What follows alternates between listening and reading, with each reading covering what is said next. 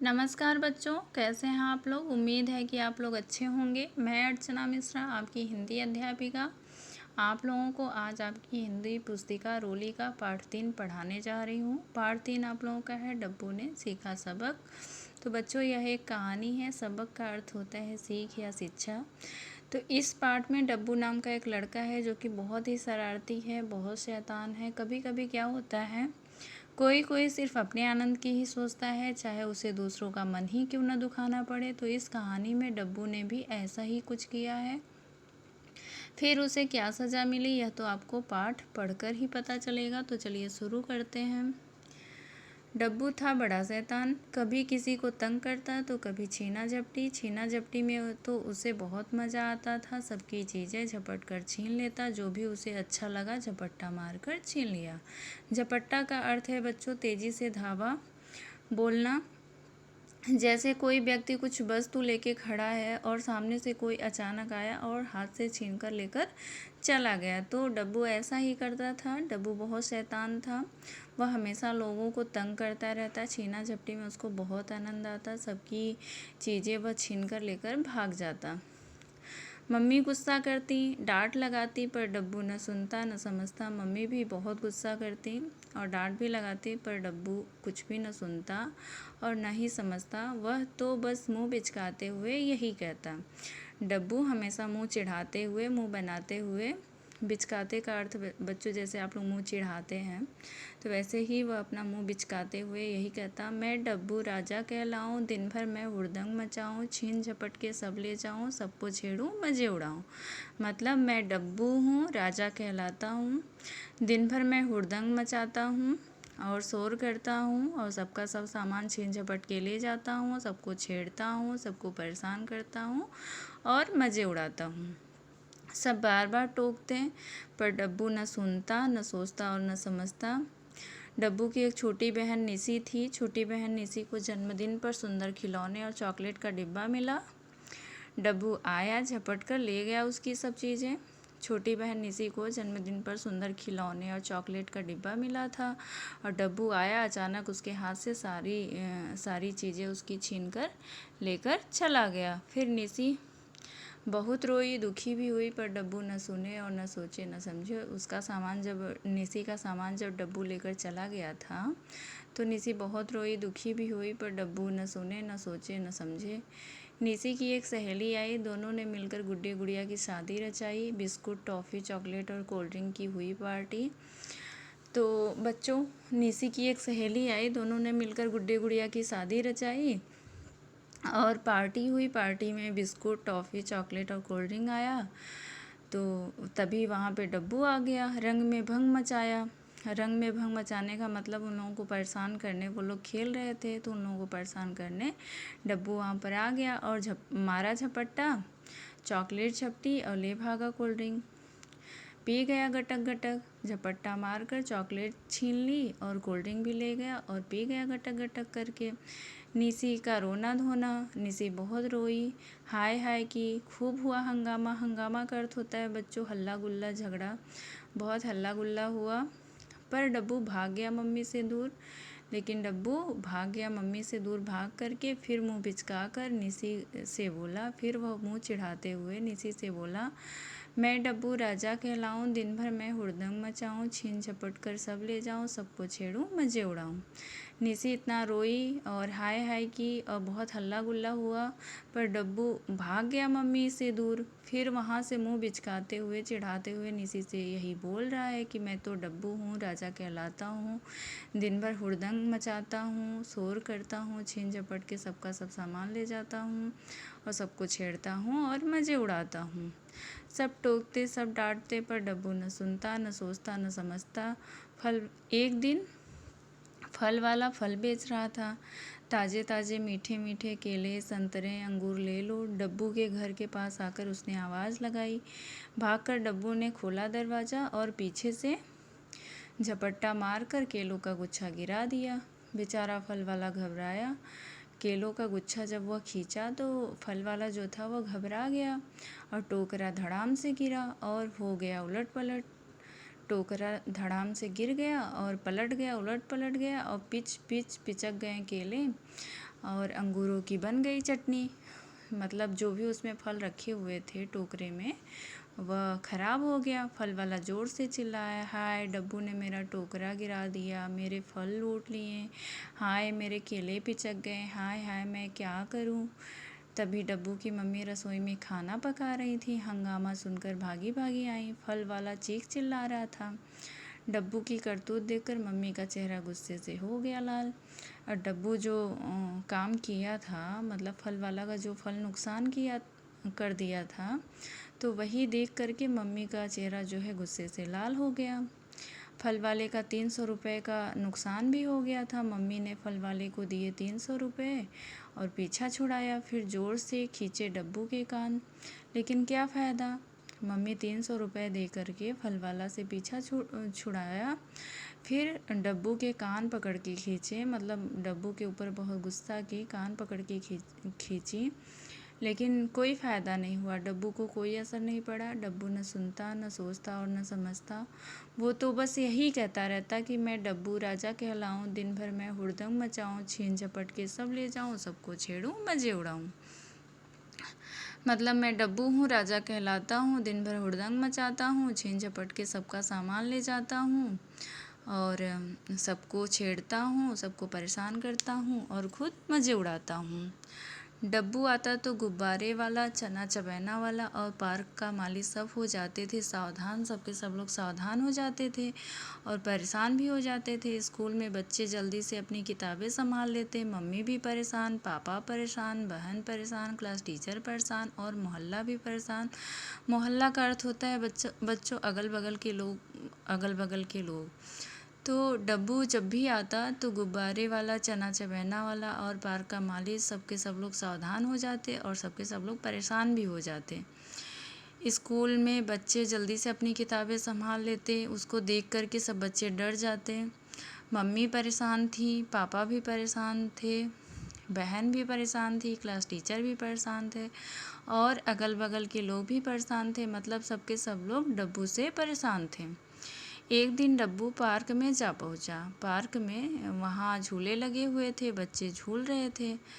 आ गए रंग में भंग डालने डब्बू, झपट लिया और एक झूला बिना लाइन में लगे। तो बच्चों एक पार्क था वहाँ पे सब बच्चे झूले झूल रहे थे।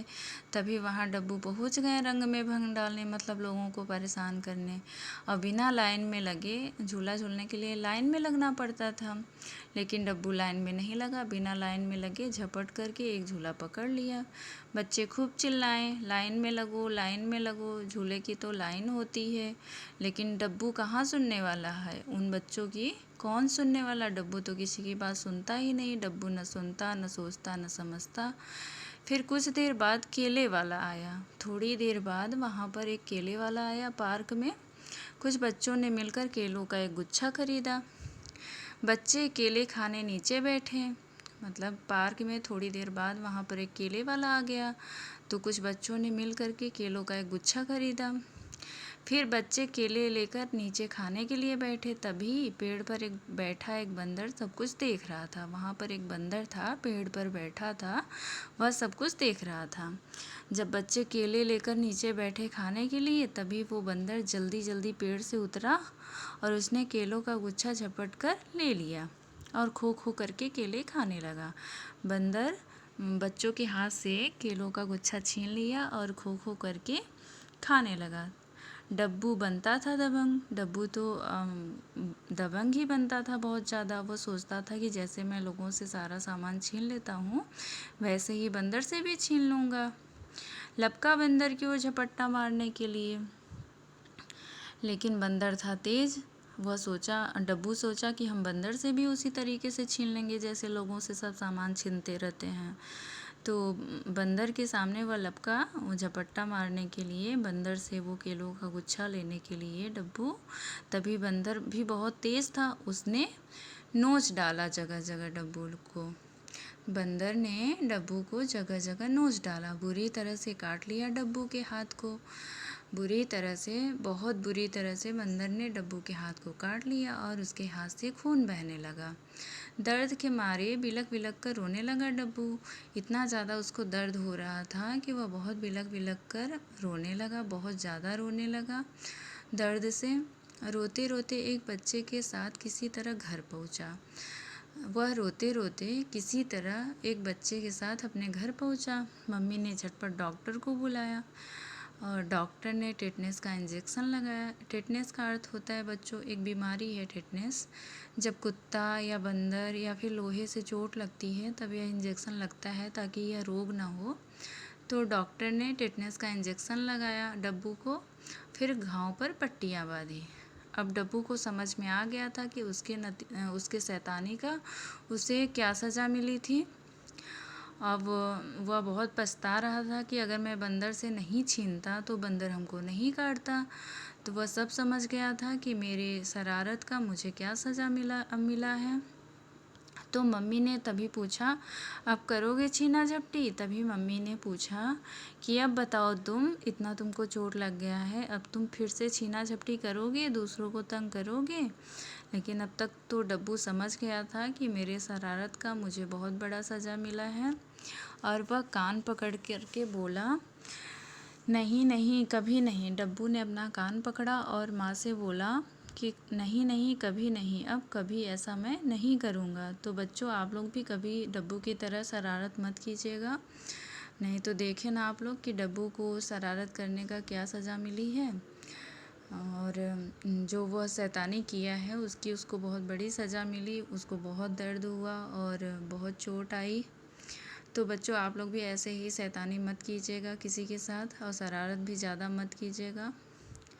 और इस पाठ से क्या सीख मिली? इस पाठ से यह सीख मिली कि हमें कभी भी किसी का सामान बिना पूछे नहीं लेना चाहिए। हमें अपने आनंद के साथ साथ दूसरों के परेशानियों का भी ख्याल रखना चाहिए और हमेशा ये कोशिश करना चाहिए कि हमारी वजह से कोई दुखी और परेशान न हो।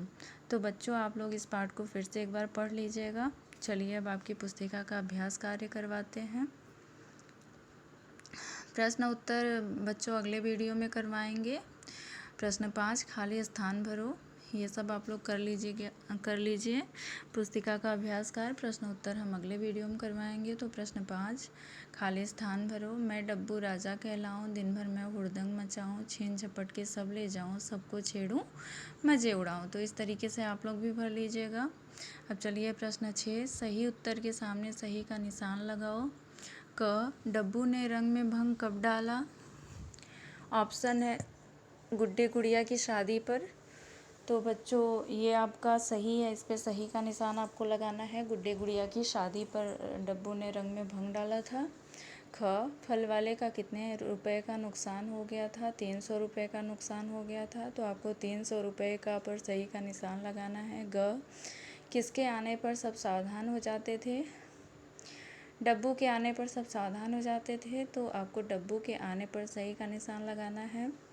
घ, माँ ने झटपट किसे बुलाया? तो माँ ने झटपट डॉक्टर को बुलाया। तो आपको डॉक्टर को पर सही का निशान लगाना है।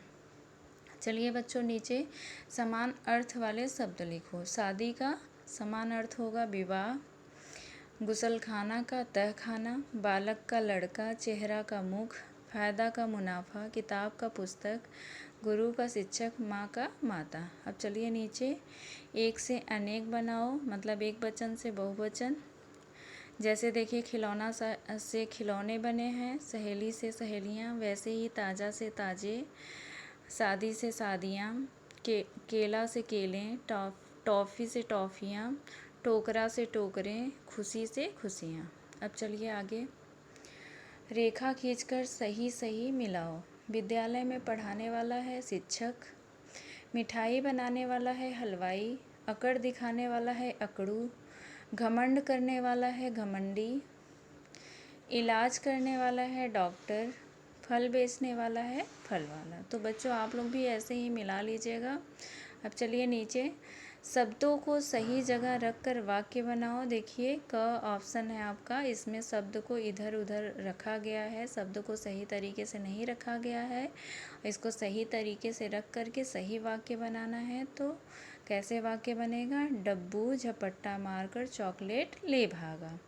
ख है, यहाँ भी देखिए शब्द इधर उधर रखे गए हैं, तो इसको भी सही करना है। तो सही शब्द रख करके वाक्य बनाना है। तो झपट्टा मार कर केलों का गुच्छा खींचा। ग है 300 रुपये का नुकसान हो गया। घ है बंदर खो खो करके केले खाने लगा। तो बच्चों यहाँ पर शब्द इधर उधर थे, शब्द को सही तरीके से रख करके हमने वाक्य ऐसे बनाए, और आप लोग भी ऐसे ही बना लीजिएगा। और एक बार फिर से सुन लीजिएगा वीडियो, और इस पाठ को फिर से पढ़ लीजिएगा। आप लोग घर में रहिए, सुरक्षित रहिए, पढ़ते रहिए। धन्यवाद।